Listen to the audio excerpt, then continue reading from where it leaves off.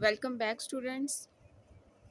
इस्लामियत इख्तियारी unit number 2 अहदीस नबवी, इसकी ज़रूरत और अहमियत का टॉपिक हम लोग पढ़ रहे हैं। कल हमने इसके फ़र्स्ट 2 पैराग्राफ्स पढ़े थे, जिसमें हमें बताया गया कि कुरान मजीद जो है वो अल्लाह ताला की आखिरी किताब है, जो कि अल्लाह ताला ने हज़रत मोहम्मद सल्लल्लाहु अलैहि वसल्लम पर नाजिल फरमाई। उसके अंदर इबादत का अल्लाह ताला के तमाम अहकामात उसमें जो हैं वो मौजूद है, और ये किताब ऐसी है कि जिसमें हर मसले का हल, हर मामले का हल मौजूद है। इसमें अमर और नहीं के जो है वो निशानदेही की गई, यानी जिन कामों को अल्लाह ने करने का हुक्म दिया उनकी भी तफसील मौजूद है, और जिनसे मना फरमाया गया उनकी तफसील भी इसमें मौजूद है।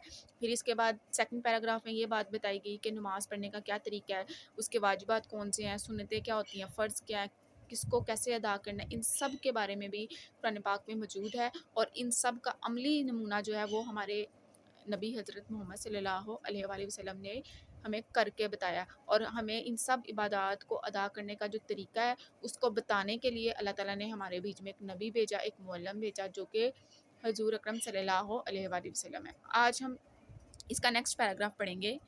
हजूर नबी करीम सल्लल्लाहु अलैहि वसल्लम ने फरमाया, सल्लू कमा रअयतुमूनी उसल्ली, इस तरह से नमाज पढ़ो जैसे मुझे पढ़ता देखो। यानी नबी पाक सल्लल्लाहु अलैहि वसल्लम ने प्रैक्टिकल किया नमाज का, और फरमाया कि जैसे मैं पढ़ रहा हूँ वैसे पढ़ो। हम जिस तरीके से फ़रीज़ा नमाज अदा करते हैं, ये हजूर अकरम सल्लल्लाहु अलैहि वसल्लम की कौली और अमली तालीम का नतीजा है। यानी उन्होंने बोल कर और अमल करके बताया हर चीज़ को। ज़कात और खम्स का हुक्म कुरान मजीद में मौजूद है, मगर ये किस किस चीज़ से, किस वक़्त और किस कदर जो है वो ज़कात दी जाए और खम्स निकाला जाए, इसकी तफसील हज़रत मोहम्मद सल्लल्लाहु अलैहि वसल्लम ने प्रैक्टिकल करके समझाई। हज बैतुल्लाह और उसके मनासिक, अब देखें हज का महीना गुजरा, उसके जितने अरकान थे, उसके जितने मनासिक थे, वो आपको कैसे आए, क्योंकि नबी पाक सल्लल्लाहु अलैहि वसल्लम ने प्रैक्टिकल करके दिखाया। नबी पाक सल्लल्लाहु अलैहि वसल्लम ने बताया कि किस तरह से हज अदा करना है, उसके अरकान की किस तरह से सही अदायगी करनी है। हज हज बैतुल्लाह, अल्लाह के घर का हज और उसके मनासिक का हुक्म कुरान मजीद में मौजूद है, मगर उन मनासिक के अदा करने का तरीका, अदा करने के औकात और तरतीब हजूर अकरम सल्लल्लाहु अलैहि वसल्लम ने समझाई है। रोज़े का हुक्म दिया गया है, मगर ये कि इसमें किन किन चीज़ों से बचना लाजिम है, उसकी क्या शराइत है, ये सब हजूर अकरम सल्लल्लाहु अलैहि वसल्लम ने तालीम फरमाए हैं।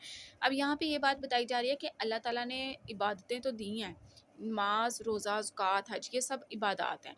अल्लाह ताला ने कुरान मजीद में इन इबादत का ज़िक्र तो किया है, लेकिन इनको अदा करने की जो तफसील है उसको बताने के लिए अल्लाह ताला ने नबी पाक सल्लल्लाहु अलैहि वसल्लम को मुअल्लिम यानी टीचर बना के भेजा। ठीक है।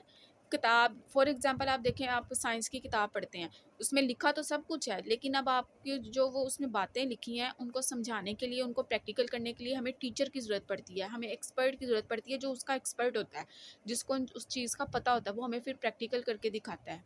अब इंग्लिश में आप देखें, जब आप टेंसेस करते हैं, किताब के अंदर टेंसेस मौजूद होते हैं, एक्टिव पैसिव होते हैं, डायरेक्ट इनडायरेक्ट होते हैं, लेकिन पढ़ के सिर्फ काम नहीं होगा। आपको समझ कैसे आएगी, जब एक्टिव पैसिव और डायरेक्ट इनडायरेक्ट का एक्सपर्ट जो होगा, यानी जो इंग्लिश ग्रामर का जो टीचर होगा, वो जब आपको आके सिखाएगा और प्रैक्टिकल करके दिखाएगा, तब आपको वो चीज़ समझ आएगी और पता होगा कि कौन सा टेंस हमने कैसे करना है और उसमें क्या फार्मूला लगाना है। इसी तरह अल्लाह ताला ने इबादत जो हमें दी हैं, नमाज, रोज़ा, ज़कात, हज, इनका ज़िक्र कुरान मजीद में मौजूद है, लेकिन इनको कैसे अदा करना है उसके लिए अल्लाह ताला ने नबी पाक को प्रैक्टिकल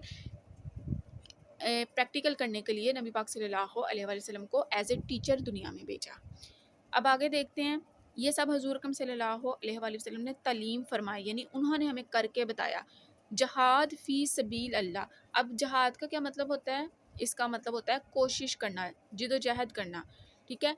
अब जहाद फ़ी सबीलिल्लाह यानी अल्लाह की खुशनुदी और रज़ामंदी हासिल करने के लिए कोशिश करना, जिदोजहद करना। अब फॉर एग्ज़ाम्पल जहाद बिन नफ्स यानी नफ्स पे काबू पाना, ऐसी ख्वाहिशात से काबू, अपने नफ्स को ऐसी ख्वाहिशात से कंट्रोल में रखना जिनकी वजह से अल्लाह ताला नाराज़ हों, यानी ऐसी बेजा ख्वाहिशात जिनसे अल्लाह ताला ने मना फरमाया है। ठीक है। और फिर जहाद इल्म जो है, यानी कि इल्म का जहाद ये गया कि अल्लाह की रज़ा की खातिर, अल्लाह की खुशी के लिए किसी को पढ़ना लिखना सिखाना, दीन की बात सिखानी, ये सब है जहाद। जहाद का मतलब हो गया अल्लाह की खुशनुदी या रज़ामंदी हासिल करने के लिए जिदोजहद करना, कोशिश करना। ठीक है।